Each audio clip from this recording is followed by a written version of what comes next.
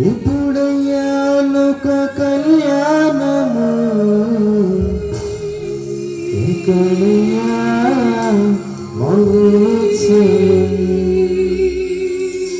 మధ్యాకాశమా మహిమలో కానయ్య మధ్యాకాశమా మహిమలో కానయ్య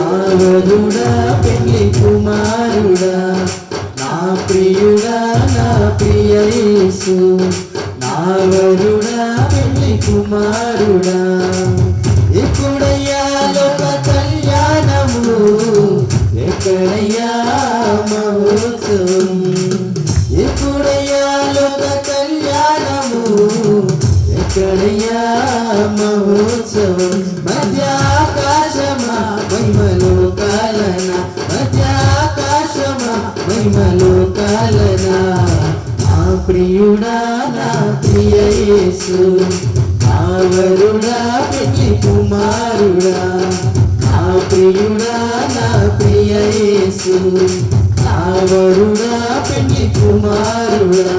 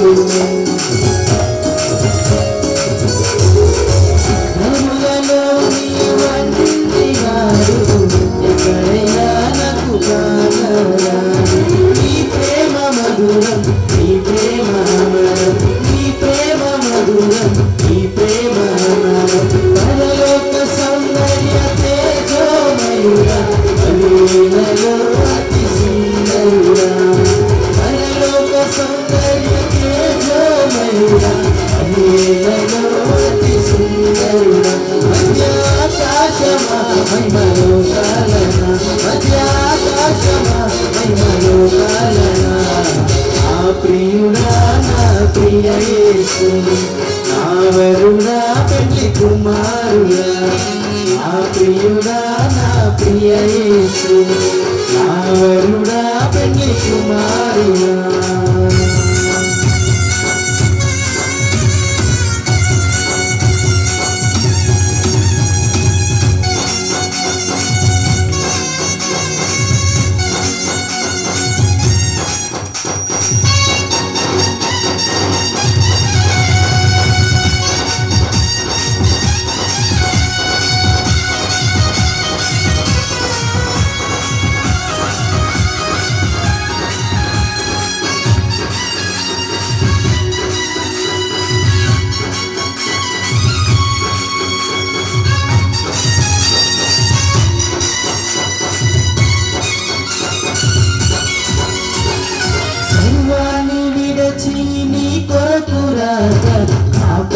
ప్రియుడా నాకెదురొచ్చినావా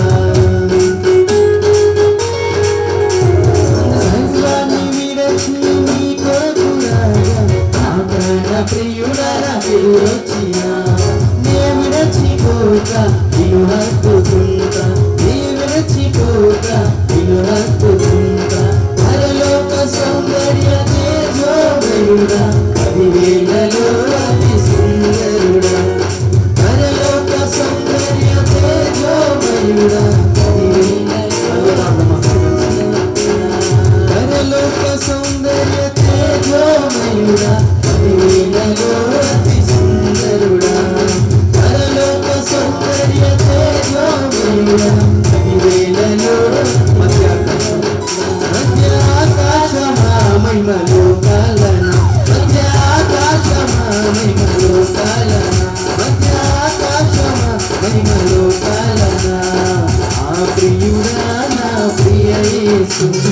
నావరుడా పెళ్లి కుమారుడా నా ప్రియుడా నా ప్రియ యేసు నావరుడా పెళ్లి కుమారుడా ఎక్కడయ్యా లోక కళ్యాణము ఎక్కడయ్యా మహోత్సవం ఎక్కడయ్యా లోక కళ్యాణము ఎక్కడయ్యా మహోత్సవం మధ్యాకాశమా మహిమలో కాలన మధ్యాకాశమా మహిమలో కాలన మధ్యాకాశమా మహిమలో కాలన నా ప్రియుడా నా ప్రియ యేసు నావరుడా పెళ్లి కుమారుడా నా ప్రియుడా నా ప్రియ యేసు నావరుడా పెళ్లి కుమారుడా ఎక్కడయ్యా లోక కళ్యాణము ఎక్కడయ్యా మహోత్సవం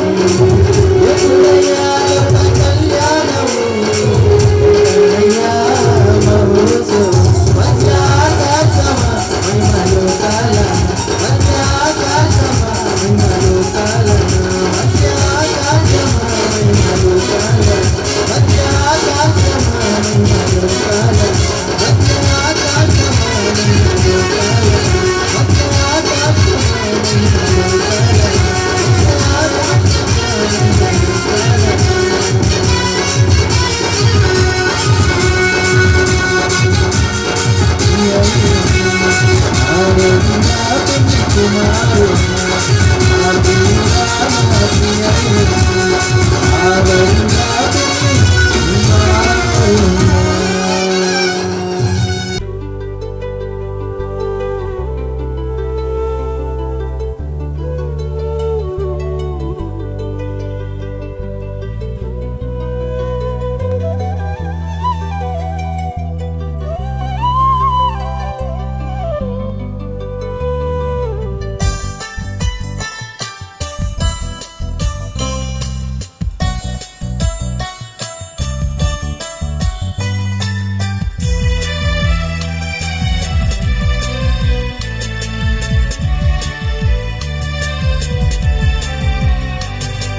శుభాకర శుద్ధాకర విశుద్ధవందనం శుభాకర శుద్ధాకర విశుద్ధవందనం నా బాణభూమి సార్వో నాట్యవందనం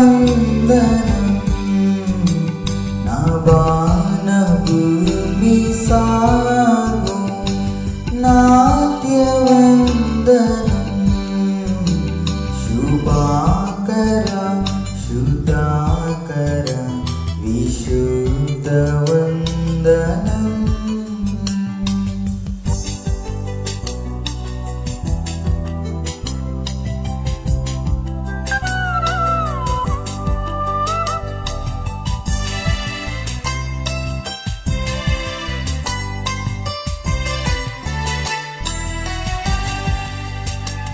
యెహోవా స్రష్ట జనక నీకు ఎంతయు బ్రనుతే యెహోవా స్రష్ట జనక నీకు ఎంతయు బ్రనుతే మహోన్నతుండ దివ్యుడ ఘన మహిమ సంస్తుతి మహోన్నతుండ దివ్యుడ ఘన మహిమ సంస్తుతి శుభాకర శుద్ధాకర విశుద్ధవందనం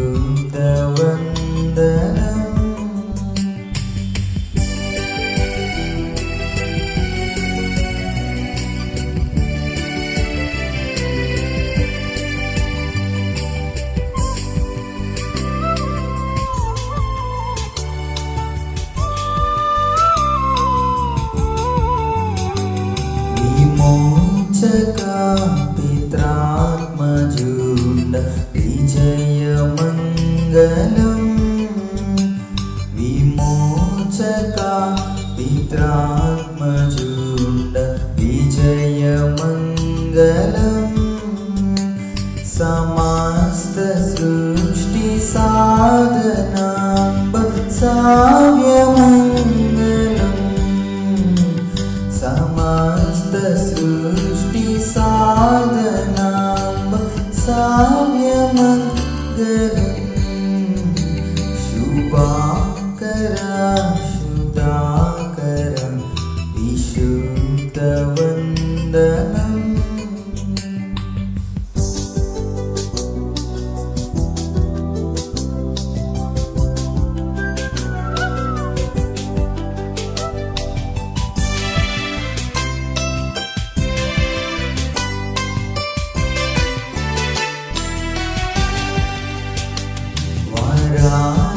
పితా పుత్ర నిర్గమ పరుడ స్తోత్రము వరాత్మ పితా పుత్ర నిర్గమ పరుడ స్తోత్రము వరా ప్రతుండ భక్త హృదయ వాస స్తోత్రము వరా ప్రతుండ భక్త హృదయ వాస స్తోత్రము శుభాకర శుద్ధాకర విశుద్ధవందనం.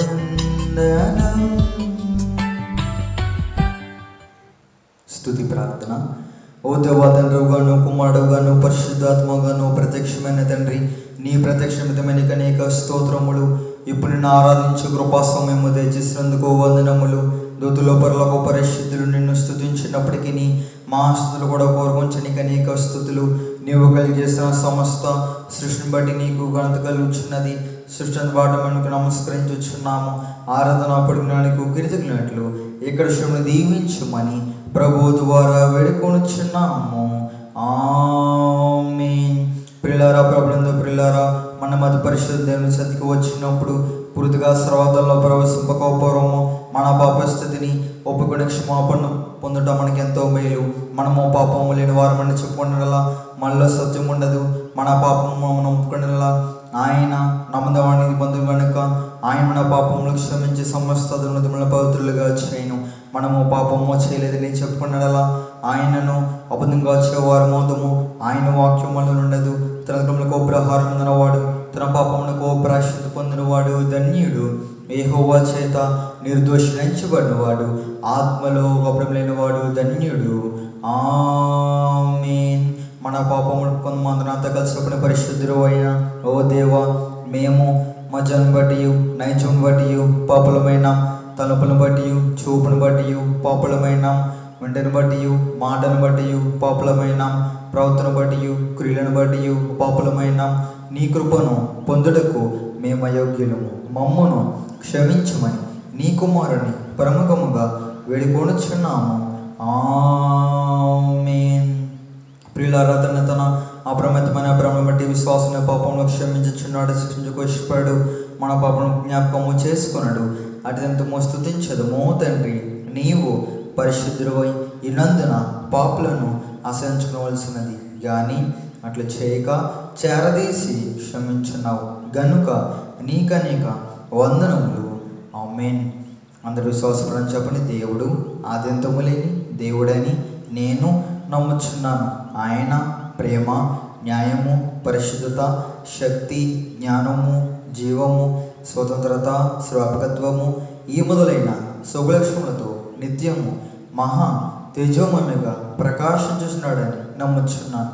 యేసుక్రీస్తు ప్రభు రూపమునకు మనుష్యుడిగాను అనాది స్థితిని బట్టి దేవుడిగాను సంచరించుచు దివ్యబోధల మూలముగాను అద్భుతముగు ఉపకారముల మూలముగాను నా పాపములు, నా వ్యాధులు, నా శిక్షలు తన శిలుమరణపై వేసుకొని మరణమౌట మూలముగాను ఆయన సమాధి నుండి మూడవ నాడు వెలుపలికి వచ్చి పరలోకమునకు వెళ్ళుట మూలముగాను తన నిజదైవస్థితిని ప్రేమను వెల్లడించినాడని నమ్ముచున్నాను.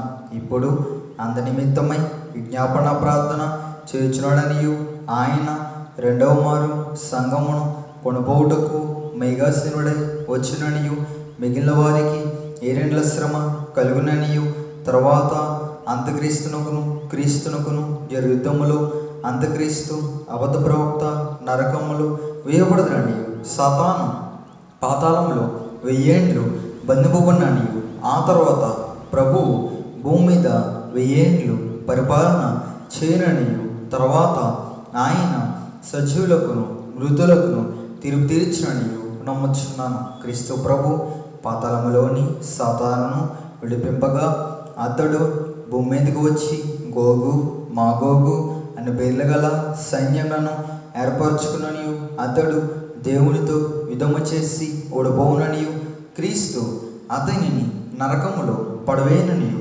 నమ్ముచున్నాను. అటు తర్వాత ఆయన అందరికును తీర్పు ఇచ్చుననియు, అవిశ్వాసులను నరకములోనికి పంపేయననియు నమ్ముచున్నాను. తుదకు భూమి మీదనున్న పరిశుద్ధులందరూ ఏక సంగముగా నునుట వలన భూమి పరలోకములో ఒక భాగముననియు, క్రీస్తు ప్రభు పరలోకంలోను భూలోకంలోను ఉండుననియు నమ్ముచున్నాను. నేను పరిశుద్ధాత్మను నమ్ముచున్నాను.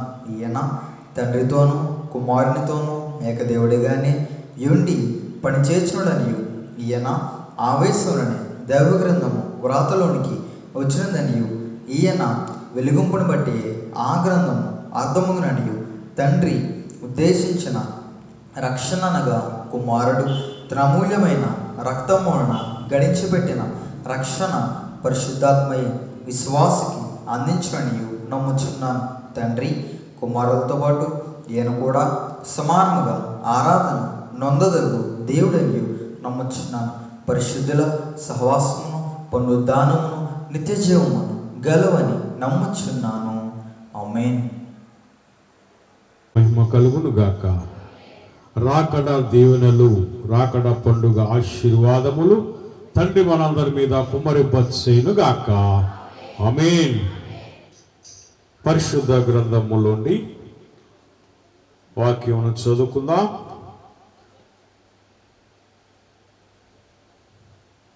యాకోబు గారు రాసిన పత్రిక 5వ అధ్యాయము 7వ వచనం 1 చదువుకుందాం. సహోదరులారా, ప్రభు రాకడ వరకు ఓపిక కలిగి ఉండుడి. చురుడి. వ్యవసాయకుడు తొలకరి వర్షమును కడవరి వర్షమును సమకూడు వరకు విలువైన భూఫలము నిమిత్తము ఓపికతో కాచుకొనుచు దాని కొరకు కనిపెట్టును గదా. ప్రార్థన చేసుకుందాం. మహిమా ప్రభావములు కలిగిన మా పరమ తండ్రి, మా గొప్ప దేవా, నీ మహిమ కలిగిన ఉన్నతమైన నామమునకు వందనములు స్తోత్రములు చెల్లించుకొనొచ్చు నాం. యేసయ్యా, నీ సన్నిధిలో ఉన్న మమ్మందరినీ ఒక్కసారి తేరు చూడండి ప్రభా.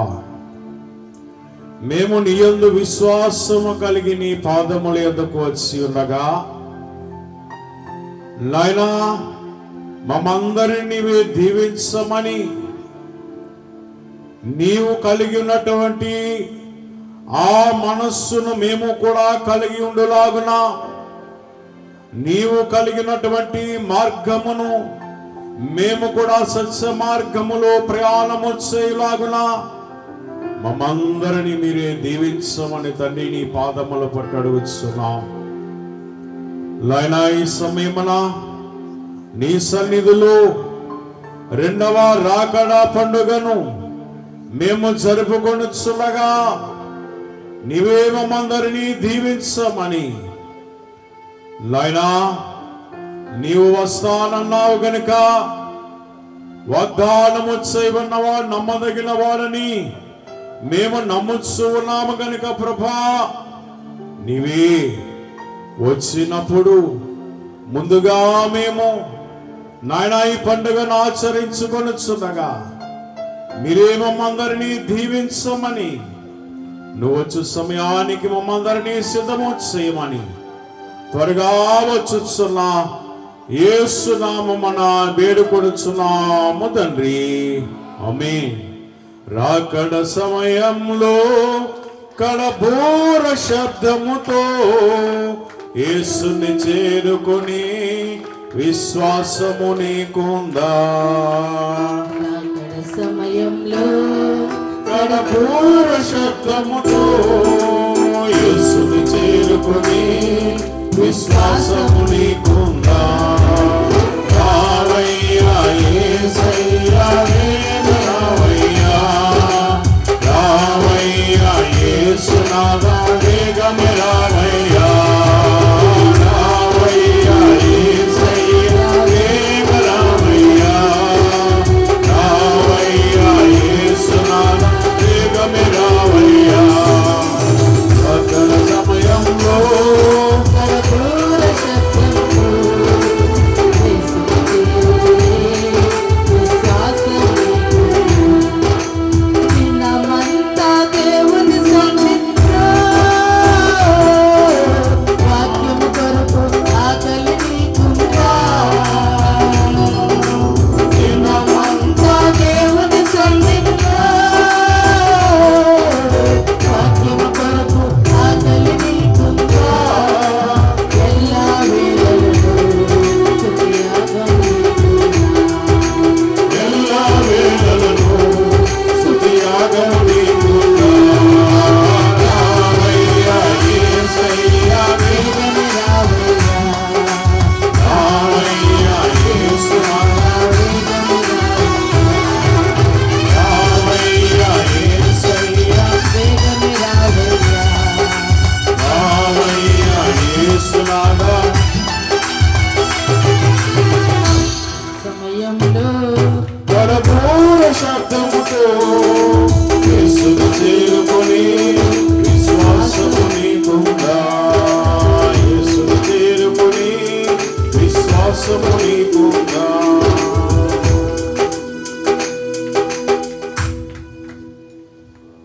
ఆయన పాద సాన్నిధ్యములోని కూడి వచ్చిన దేవుని ప్రియ విశ్వాసులారా, రెండవ రాకడ దీవెన ఆశీర్వాదములు త్వరగా వచ్చుచున్న వరుడైన క్రీస్తు ప్రభువారు మనందరికీ దయచేయును గాక.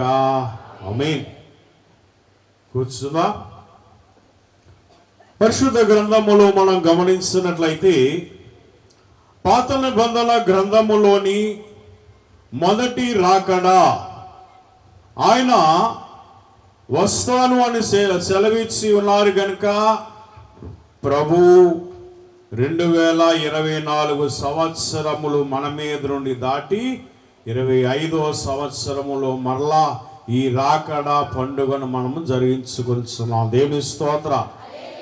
మరి 2025 సంవత్సరముల బట్టి కూడా మనం అందరము కూడా ఏం చేస్తున్నాం? ప్రభు వస్తాడు అని మొదటి రాకడలో ప్రభు వచ్చాడు. వచ్చి ఆయన చేయవలసినటువంటి వాటన్నిటినీ కూడా చేశాడు. నడవవలసిన మార్గమును, నడవవలసిన మాదిరిని ఆయన మనకి చూపించాడు. రెండవదిగా చేయవలసిన బోధలు ఆయన బోధించారు. మరి ఈ బోధలు విన్నటువంటి మనము దేవుడు ఏం చేస్తున్నాడంటే ఆ బోధనను మనకి బోధించి ఆయన మనకు ఒక మార్గమును ఉంచి ఇప్పుడు ఆయన మన కొరకు యజ్ఞయాగమైపోయారు. ఆయన వెళ్ళినటువంటి సమయంలో క్రీస్తు ప్రభువారు మనకి ఉంచిన ఈ యొక్క భూలోకములో ఉంచినటువంటి ఆయన యొక్క అడుగు జాడల్లో ఈ భూమి మీద ఆయన వదిలివేసి వెళ్ళారు కనుక ఆయన మార్గములో ఎవరైతే నడుస్తారో వారందరికీ కూడా దేవుడు మహిమకరమైనటువంటి బ్రతుకునిచ్చేవారు అన్నమాట. దేవుని స్తోత్రం. అయ్యగారు అన్నారు కదా, మహిమ గల బ్రతుకునకు మాదిరిగా నడచినావు, మహిమ గల బ్రతుకునకు మాదిరిగా నడచినావు రక్షకా, వందనాలు శ్రీ రక్షకా.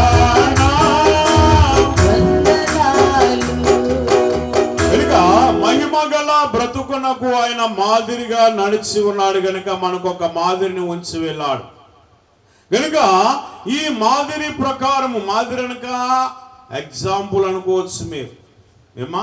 గనుక ఈ యొక్క మాదిరి ప్రకారము ఎవరైతే నడుస్తారో ఆ మహిమగల బ్రతుకును దేవుడు వారందరికీ కూడా ఇస్తాను అని ఆయన సెలవిస్తూ ఉన్నారు. దేవుని స్తోత్రం.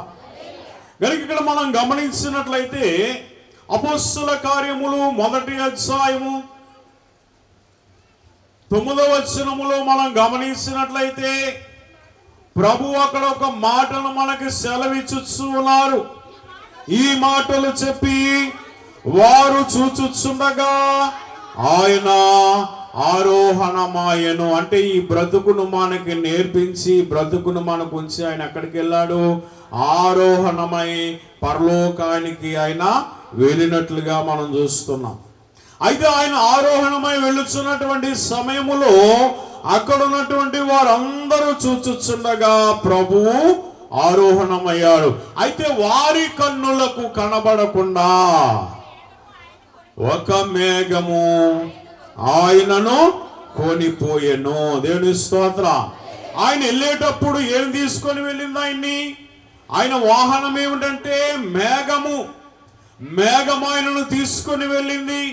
గనుక మరలా ఆయన వచ్చేటప్పుడు కూడా ఆయన ఎలాగన వచ్చుచున్నాడు అని మనం గమనించినట్లయితే 11వ వచనములో చూసినట్లయితే, గలిలయ మనుష్యులారా మీరెందుకు ఆకాశం వైపు నిలిచి ఆకాశం వైపు చూచుచున్నారు? అంటే ప్రభు వెళ్ళిపోతున్న సమయంలో వీరందరూ కూడా ప్రభు వైపు చూస్తూ, ఒకవేళ ఆయనను మేఘము కొనిపోయినా గాని వీరందరూ కూడా ఏం చేస్తున్నారంటే ఆకాశం వైపు అలాగ చూస్తున్నారట.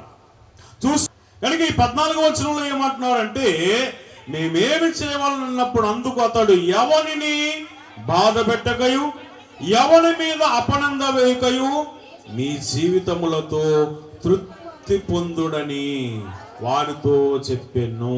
కనుక మన జీవితాలతో మనం తృప్తి పొందాలంటే ఏం చేయాలి? మనం చాలా మందికి ఏముండదు, తృప్తి ఉండదు. ఉంటుందా? ఉండదు. కనుక ఎలాగుండాలి, ఏం చేయాలంటే 4వ వచనాన్ని బట్టి చూసినట్లయితే నిర్గమకాండము 23వ అధ్యాయము 1వ వచనంలో చూసినట్లయితే అక్కడ దేవుడు చెబుతూ ఉన్నాడు, ఏం చేయకూడదమ్మా? లేని వార్తలు పుట్టించకూడదు. చాలా మంది ఇదే చేస్తూ ఉంటారు, ఎదుటి వాని మీద లేని వార్తలు పుట్టిస్తూ ఉంటారు.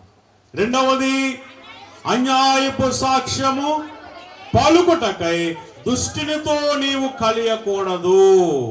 ఇదిగో నేను ఇలాగంటాను, నా వెనకాల నువ్వు ఇలాగనే అంటుంటారు చాలా మంది. మరి అటువంటి మాటలు మాట్లాడవచ్చా ఏమ్మా? ఇటువంటి చేసేవారు అందరూ కూడా ఇప్పుడు ఏంటి, రాకడలో ఎగిరి వెళ్ళలేరంట. ఇటువంటి గుణములు కలిగిన వారు మొదట లేని వార్తలు పుట్టించకూడదు. రెండవదిగా అన్యాయపు సాక్ష్యం పలుకుటకై దుష్టునితో నీవు కలియకూడదు. మూడవదిగా దుష్కార్యము జరిగించటకై సమూహమును వెంబడించవద్దు. న్యాయమును త్రిప్పి వేయుటకు సమూహముతో చేరి రాజ్యములో సాక్ష్యము పలకకూడదు. అంటే గొడవల్లో నీవు సాక్ష్యము పలకూడదు. కనుక ఇటువంటి గుణములు, ఇటువంటి క్రియలు నీవు కలిగి ఉన్నట్లయితే, ఇప్పుడు ఈయన అంటున్నాడు కదా, నీవు ఆ మోక్షానికి వెళ్ళాలంటే ఈ క్రియలు నీలో ఉండకూడదు. ఇటువంటి క్రియలు మనలో ఉంచుకొని మనము ప్రార్థన చేస్తే ఆ ప్రార్థన ఫలిస్తుందా? చెప్పండి, ఫలించు.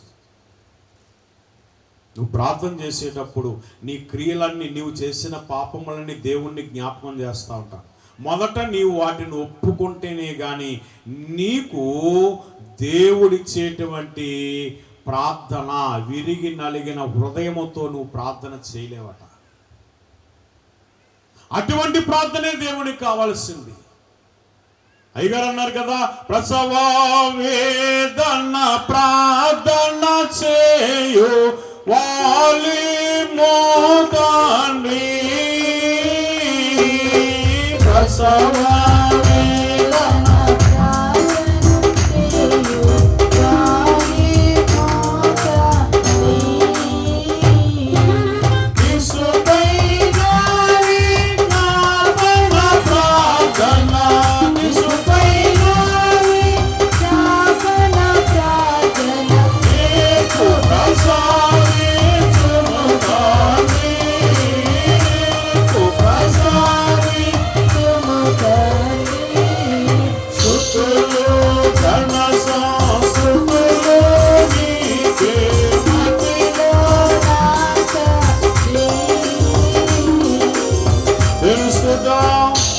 కనుక ఈ క్రియలు నీవు కలిగి ఉన్నట్లయితే అప్పుడు మనమందరం కూడా ఎక్కడికి వెళ్తాం?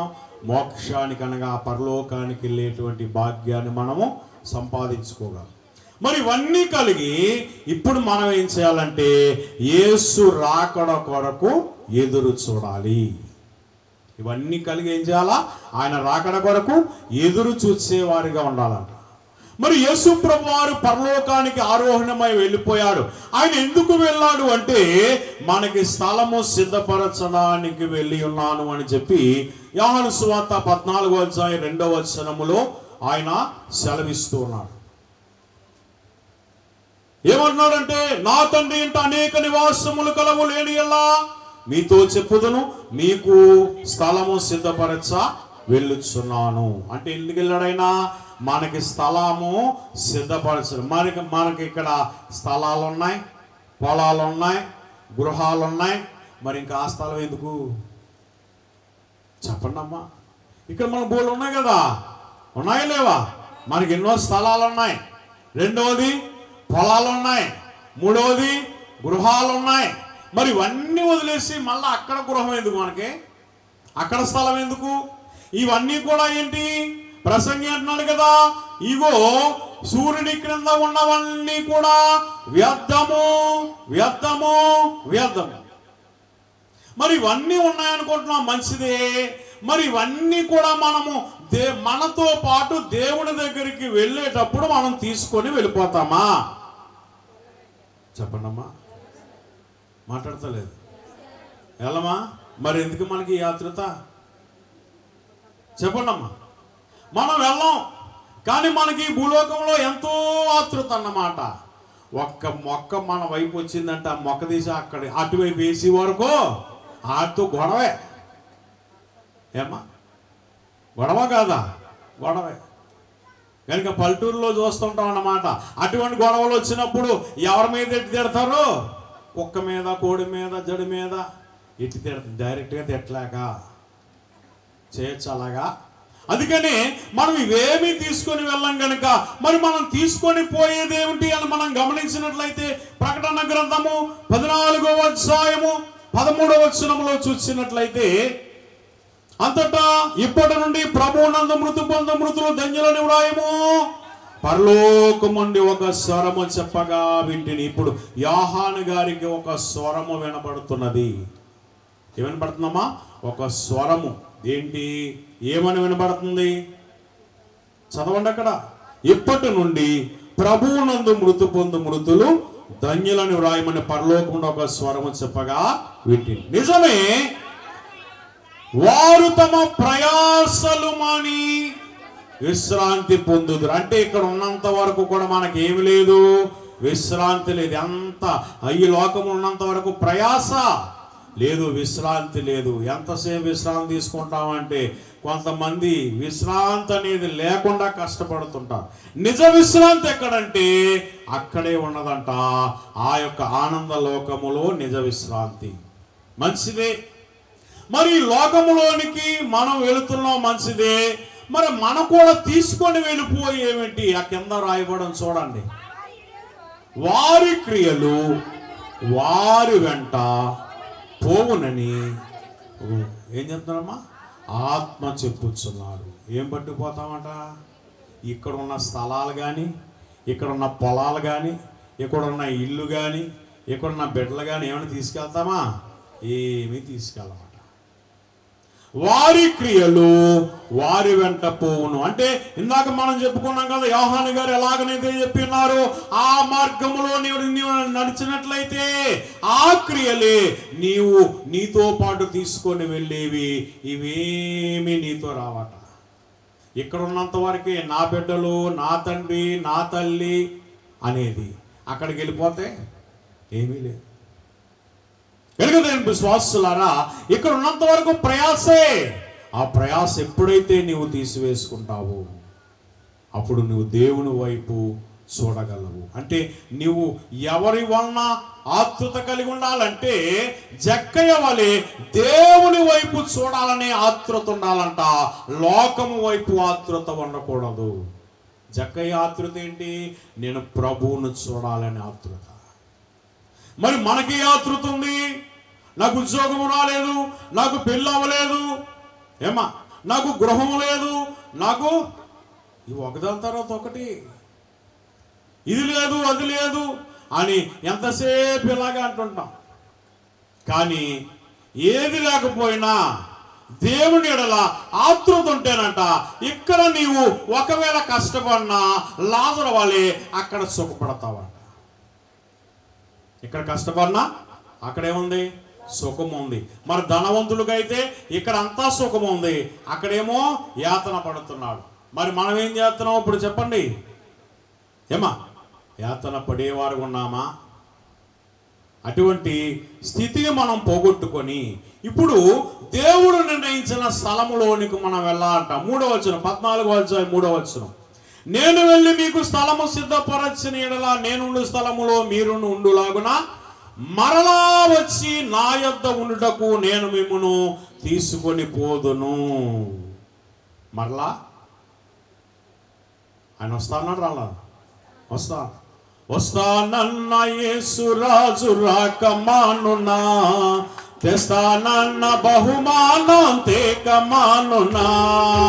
వస్తానన్న తెస్తానన్న బహుమానం తేకమానునా. రాజు వస్తున్నాడు పిల్లారా, రాజ్యం తెస్తున్నాడు. వేగమే రండి జనులారా. కనుక మనం ఏం చేయాలి ఇప్పుడు? అయ్యగారు అన్నారు, నేడే ప్రభు వాచు నన్ను కొను వాడే ధాన్యుడు. నేడే ప్రభు వాచు నన్ను కొను వాడే ధాన్యుడు. ప్రభువు కూడా మీద నీకి వేళ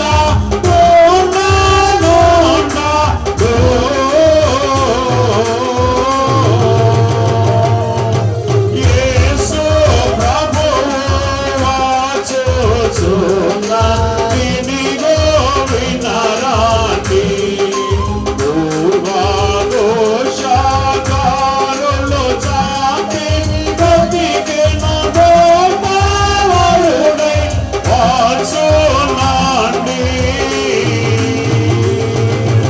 యేసు ప్రభువు వాచుచున్నాడిదిగో.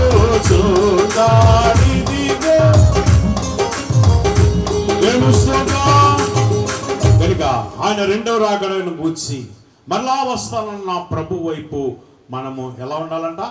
ఆశగా ఎదురు చూచేవారిగా ఉండాలి.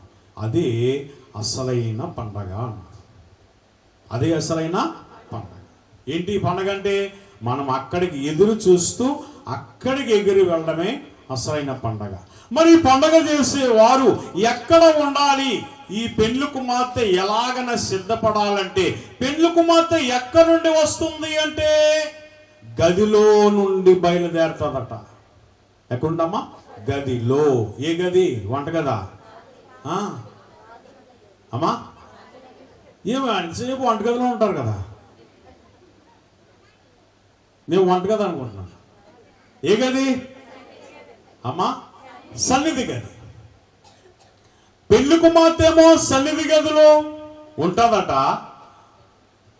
కుమారుడైనటువంటి క్రీస్తు ప్రభువేమో అంతఃపురంలో బయలుదేరుతూ ఇదిగో నేను వస్తున్నాను అని చెప్పి అంతఃపురంలో బయలుదేరుతున్న క్రీస్తు ప్రభువు మాట విన్నటువంటి పెండ్లి కుమార్తె అంటదంట, ఇదిగో ప్రభు అయిన యేసు రమ్ము అంటదంట. ఎందుకు? ఈమె సిద్ధపడి ఉన్నది కనుక. ఈమె ఎక్కడ ఉంది? సిద్ధపడి ఉంది. మరి కొండ మీద సిద్ధపడిన వారు ఎవరు అంటే మోషే గారు సిద్ధపడ్డారు. 40 దినాలు ఆయన ముఖము ప్రకాశించింది. ఎక్కడ? సీనాయి కొండ మీద సిద్ధపడ్డాడు ఆయన. మరి బండ మీద సిద్ధపడింది ఎవరు అంటే దావీదు గారు సిద్ధపడ్డారు. ఏంటి? ఆయన ఒక బండ మీద కూర్చొని గొర్రెలన్నిటినో పక్కన పెట్టి ఆయన బండ మీద కూర్చొని నిత్యము దేవుని స్తుతిస్తా ఉండేవాడంట. కొండ మీద ఎవరున్నారు? మోషే సిద్ధపడ్డారు. బండ మీద ఎవరు సిద్ధపడ్డారు? దావీదు. మరి సన్నిధి గదులు ఎవరు సిద్ధపడాలి? అమ్మా, పెళ్లి కుమార్తె సిద్ధపడాలట. మరి మనం ఎక్కడున్నాము ఒక్కసారి చూడండి. కొండ మీద ఉన్నావా? బండ మీద ఉన్నావా? సన్నిధి గదిలో ఉన్నావా? లేదంటే వంట గదిలో ఉన్నావా? మీరే తెలుసుకోండి. ఏ గదిలో ఉండాలి ఇప్పుడు? సన్నిధి గదిలో ఉండాలట. ఈ సన్నిధి గదిలో ఉన్నటువంటి ఈ పెండ్లి కుమార్తె నిత్యము కూడా ప్రభు కొరకు ఎదురు చూస్తూ ఉన్నదట. ఏమా? ఎదురు చూస్తూ అయ్యగారు అన్నారు, త్వరగా రన్న యేసు అనేటువంటి కీర్తనలో ఒక చరణం ఉంటుందట. ఏంటి? త్వరగా రన్న యేసు, త్వరగానే రమ్ము అని చెప్పి కొంతమంది భక్తులైన వారు అయ్యగారి దగ్గర ఉన్నటువంటి వారు పాడుకుంటూ ఉంటే అయ్యగారు మాట్లాడి అన్నారంట, అబ్బాయి మీరు త్వరగా రన్న యేసు, త్వరగా రమ్ము అంటున్నారు, ఆయన వచ్చేస్తే ఇప్పుడే ఎగిరిపోతారా అంటే అప్పుడు అయ్యగారు ఎగరలేమయ్యా అని శిష్యులైన వారు అంటుంటే అప్పుడు ఆయన మరొక చరణం ఎత్తారంట. ఏంటి? నేనిక సిద్ధాంబుగా లేనని తెలిసినది నిరుగోగాన పరిశుద్ధాత్మయే నాను గాన పరిశుద్ధాత్మయే నాను కడగు సీతము వేసి కొనును కడగు సీతము వేసి కొనును త్వరగాను నా యేసు త్వరగాని రాము తండ్రి. నేనిక సిద్ధముగా లేను గాన పరిశుద్ధాత్మయే నన్ను సిద్ధము చేయను అంటే పరిశుద్ధాత్మ పొందిన ప్రతి వారిని ఈ పరిశుద్ధాత్ముడే రేపు రెండవ రాకడకు సిద్ధపరచును అన్నారు. కనుక ఈ రెండవ రాకడలో ఇప్పుడు మనం అందరము సిద్ధపడాలంటే ఏమా మనం చదువుకున్నటువంటి వాక్యమును బట్టి మనము ఎదురు చూడాలి. ఎవరి కొరకు? పెళ్లి కుమార్తె కొరకు, పెళ్లి కుమారుని కొరకు మనము ఎదురు చూసే వారిగా మనము ఉండాలి. ఈ ఎదురు చూసేటప్పుడు ఎలా ఏముండాలంట? ఓపిక కలిగి ఉండాలి. ఓపిక అంటే ఏమిటి? ఇది అబ్రహాము గారు కలిగి ఉన్నటువంటి ఓపిక. దాన్ని ఏమంటారు? అమ్మా, దైవ సన్నిధిలో ఏం చేయాలి? కనిపెట్టుట. ఎవరి కొరకు? అమ్మా, మరి ఈ రోజుల్లో కనిపెడుతున్నామా?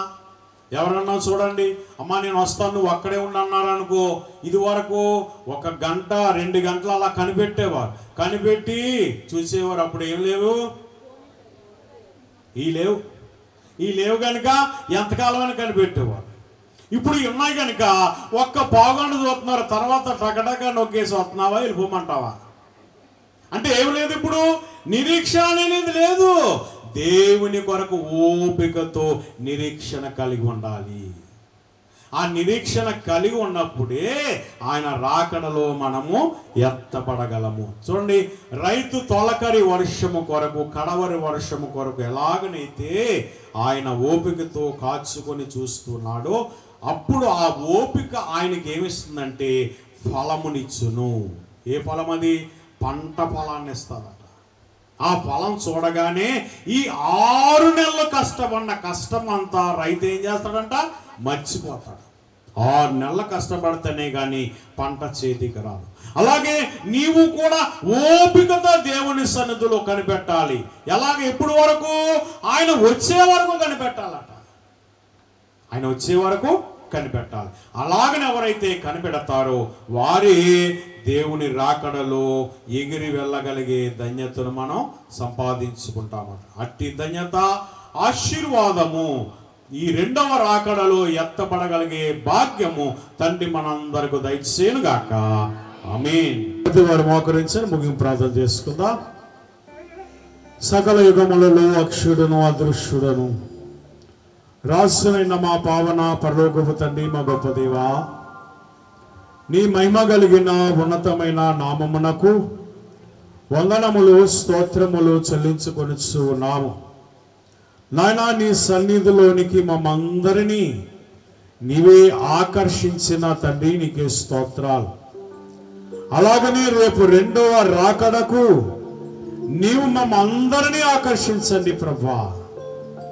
ఆకర్షించినట్లయితే మేము రేపు ప్రభా మేఘం ఎక్కగలిగే గొప్ప ధన్యతను మేము సంపాదించుకోగలము. తండ్రి, నీవే మమ్మల్ని ఆకర్షించి మమ్మల్ని దీవించమని అడుగుతున్నాం తండ్రి, నీకే స్తోత్రములు. నాయన, ఈ రెండవ రాకడ పండుగను మేము జరుపుకొని ఉండగా నీవే మమ్మందరినీ దీవించి నాయన ఇక్కడే విందేంతిలాగన ఉండగా రేపు రాకడలో ఎక్కి వెళ్ళిన తర్వాత అక్కడ విందు ఇంకెలాగుండునో అని ప్రభా మేము తలంచుకునేటువంటి తలంపు మా అందరకు నీవు దయచేయమని అడుగుతున్నాము తండ్రి, నీకే స్తోత్రాలు. నాయనా, నీ సన్నిధిలో మేమందరము నీ వైపు తేరి చూస్తున్నామయ్యా. ఇదిగో రైతు తొలకరి వర్షము కొరకు కడవరి వర్షము కొరకు ఎలాగనైతే ఆయన నాయన ఓపిక కలిగి ఎదురు చూచుచున్నాడు, అలాగ మేము కూడా ప్రభా నీ రాకడ కొరకు ప్రభా ఎదురు ధన్యత, ఎదురు చూడగలిగే భాగ్యము, ఎక్కి వెళ్ళగలిగే అంతస్తు మా అందరకు దయచేయండి ప్రభా. నీకే స్తోత్రాలు, స్తోత్రములు చెల్లించుకొనుచున్నాం. నైనా, ఇదిగో ప్రభా నీ సన్నిధిలో ఉండి నీతో సహవాసము చేసి ఈ పండుగను జరుపుకొని మళ్ళా మేము మా గృహాలకు వెళుతుండగా ఈ ఆశీర్వాదములు మా మీదను, మా నాయన మా బిడ్డల మీదను, మా గృహాల మీదను కుమ్మరింపచేయండి ప్రభా. నీకే స్తోత్రాలు. ప్రతి బిడ్డను మీరే దీవించండి ప్రభా. ఎవరంతరంగములో ఏమి కోరుకొనిచున్నారో ఆ చెప్పున ప్రభా నీవే ప్రతి బిడ్డకు జరిగించి నీవే మేలు కలగజేసి మహిమను పొందమని త్వరగా వచ్చుచున్న యేసు క్రీస్తు ప్రభు నామమున వేడుకొనుచున్నాము తండ్రి. ఆమేన్.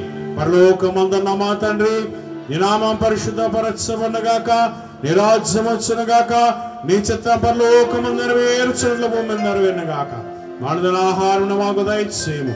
మెల్లప్రాణం చేసిన క్షమించిన ప్రకారం క్షమించండి. మనుషోధులోని తెగాకి నుండి తప్పించము.